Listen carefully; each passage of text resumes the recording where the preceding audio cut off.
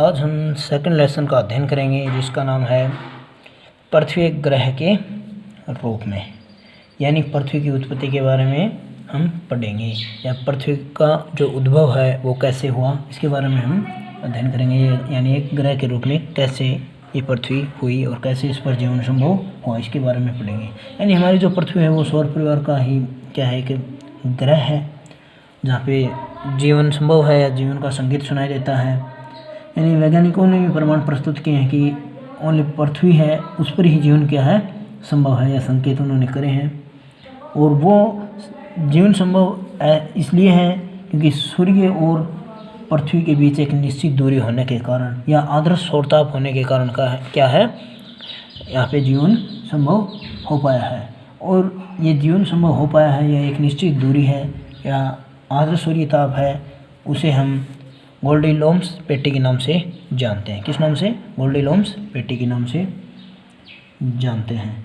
और वैज्ञानिकों के अनुसार ब्रह्मांड में पृथ्वी जैसे और ग्रह भी ढूंढे हैं जिस पे जीवन होने की संभावना है।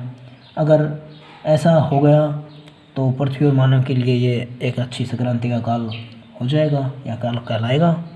तो अब हम पढ़ते हैं पृथ्वी की उत्पत्ति, यानी पृथ्वी की उत्पत्ति कैसे हुई। पृथ्वी की उत्पत्ति के संबंध में कई दार्शनिक हुए हैं, कई भूगोलवेत्ता हुए हैं। उन्होंने अपनी अपनी परिकल्पनाएं या मत प्रस्तुत किए हैं। उनमें सबसे महत्वपूर्ण परिकल्पना इमैनुअल कांट की है, जो एक जर्मनी के दार्शनिक थे। उन्होंने इमैनुअल कांट है, उन्होंने पहली परिकल्पना प्रस्तुत की थी कि पृथ्वी की उत्पत्ति के बारे में उन्होंने बताया था। फिर इसके बाद अपने 1796 ईस्वी में गणितज्ञ था एक लाप्लेस था गणितज्ञ। कब? 1796 में एक निहारिका परिकल्पना नाम की संकल्पना दी या परिकल्पना उन्होंने दी थी। वो जो संशोधन किया था किसमें? जो इमैनुअल जो कांट है उसने जो परिकल्पना दी थी उसमें संशोधन किया था। और उस संशोधन करने के बाद उस परिकल्पना का नाम क्या रखा? निहारिका नाम रखा। कब की थी? 1796 ईस्वी में। किसने की थी? एक गणितज्ञ था लाप्लेस। और उसका नाम क्या रखा? निहारिका परिकल्पना रखा। फिर इसके बाद ये परिवर्तन या संशोधन करने के बाद 1900 ईस्वी आती है। 1900 ईस्वी में चैम्बरलेन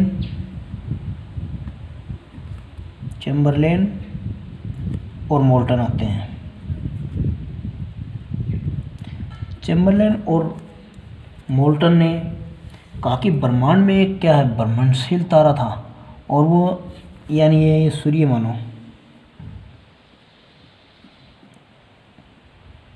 ये सूर्य है। ये बात चैम्बरलेन और मोल्टन ने कही।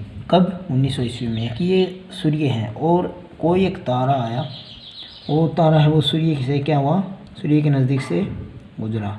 और नज़दीक से गुजरा तो इसकी गुरुत्वाकर्षण जो शक्ति है उसके कारण सूर्य का कुछ भाग या कुछ पदार्थ हैं वो इस आकर्षण शक्ति से इससे अलग हो गए। और अलग होकर ये तारा है ये तो काफ़ी दूर चला गया। ठीक है, दूर जाने के बाद जो पदार्थ थे वो सूर्य के चारों ओर क्या करने लग गए? भ्रमण करने लग गए। और ये दूर जाने के बाद धीरे धीरे इसके चारों ओर क्या हो गए? संघनित हो गए या जम गए। और जिससे इन ग्रहों की क्या मानी जाती है? उत्पत्ति मानी जाती है।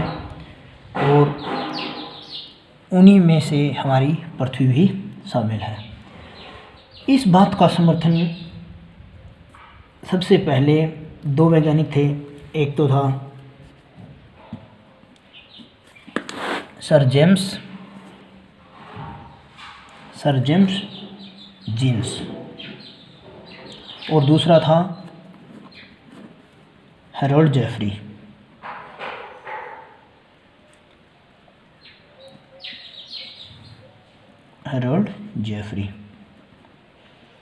इन दोनों ने इस बात का समर्थन किया। किस बात का? चैम्बरलेन और मोल्टन ने जो परिकल्पना दी या जो ये बात बताई कि 1900 ईस्वी में एक जो तारा है वो सूर्य के नज़दीक से गुजरा, उसका समर्थन इन दोनों भूगोलवेत्ताओं ने किया।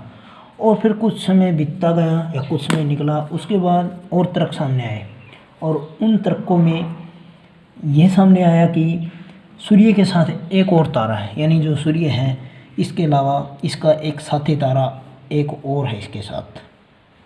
ठीक है, जो तारा, वो जो तारा है वो क्या है? सूर्य के साथ है।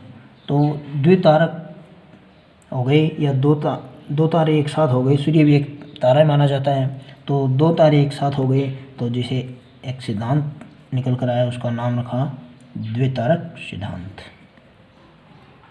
द्वितारक सिद्धांत क्या नाम रखा? द्वितारक सिद्धांत। यानी वो जो तर्क निकल कर आया कि एक तारा सूर्य के साथ और है, इसलिए इसको द्वितारक नाम दिया गया। फिर उसके बाद 1950 में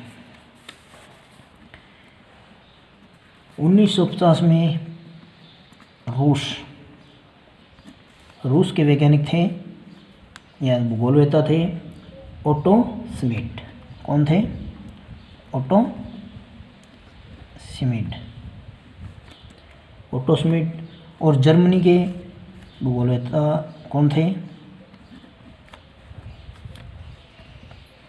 कार्ल वाइजास्कर।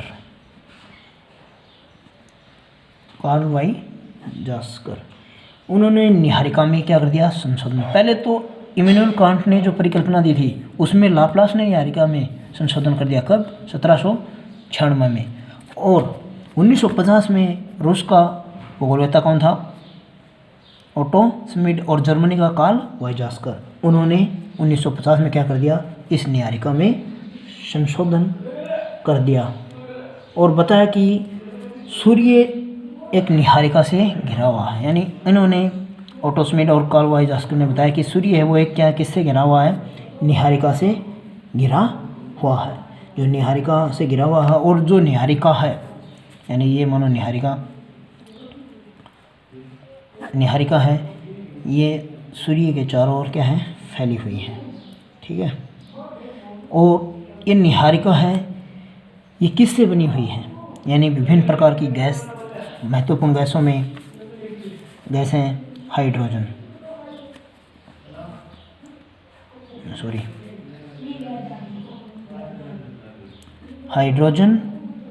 प्लस